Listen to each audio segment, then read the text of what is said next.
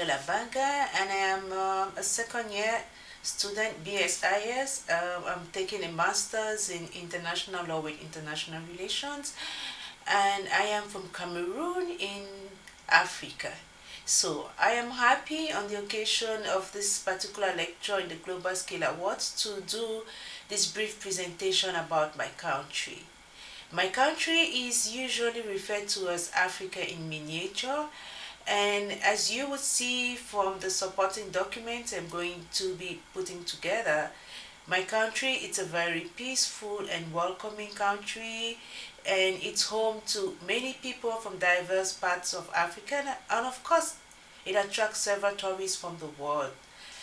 My country has a population approximately of 21 million. That is the last census of 2012.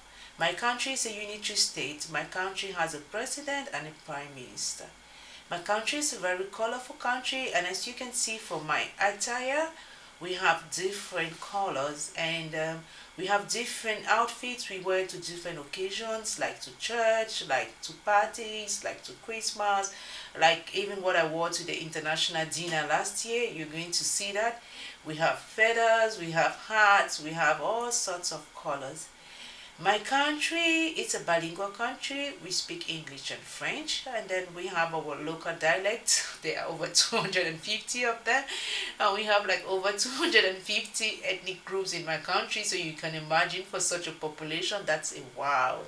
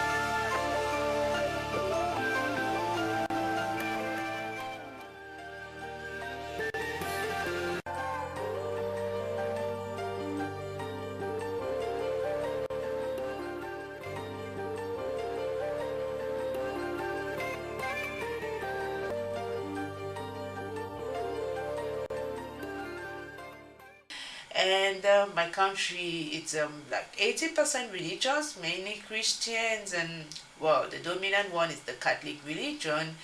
And that has also been sort of a little problem because we tend to associate the states with the church, and it's very difficult sometimes to be either apolitical or non-denominational. But that's how it goes back in my country.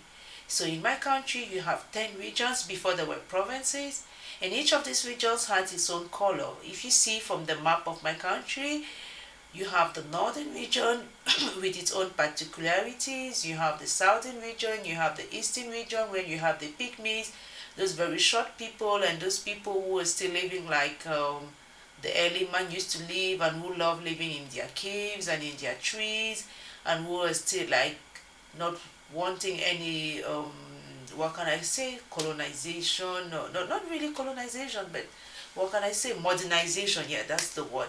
Okay, and then in the west you have the people who are usually referred to as the Jews of Cameroon, because they are the Bamileke people. They are very hardworking, they're very enterprising, but they are very shrewd in their dealings with money. Well, that's my country.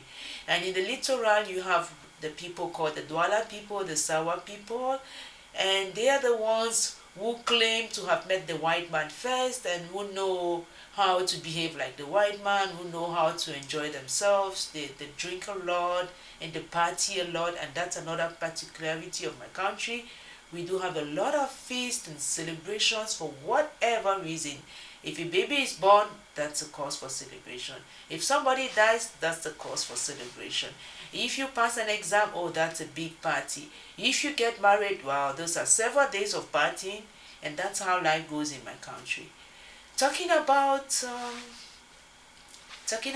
life on the streets, yeah, it's in my country. You juggle, you try to survive, it's survival of the fittest. There's no so much rules and regulations in force which are respected. We drive on the streets the way we want. We do practically much the way we want. Our president even said l'impossible n'est pas camerounais, that's in French, which means nothing impossible is Cameroonian. And he says again un seul mot continuer, which means one word, you go. So when you start doing something, you just go and you do it. And that's why they say people from Cameroon, like Samuel Eto'o, like Roger Miller, a few of them, yes, who have made it here, but they do it and they do it so well, and they just focus on that. And back home, we have a lot of dishes, a lot of oil in our dishes, but we don't have things like cheese, we don't have things like wine. We have our local wine called the palm wine, and then, well, we have imported wine, but it's out of reach to the ordinary Cameroonian, and so we don't pay attention to that. So I had to kind of adapt to this new culture and everything, and I'm trying, but I still sort of miss my home. And I hope with this little presentation and all what you're going to be watching us in this video, you're going to have a better glimpse of my country, and why not come there one day to visit. Thank you.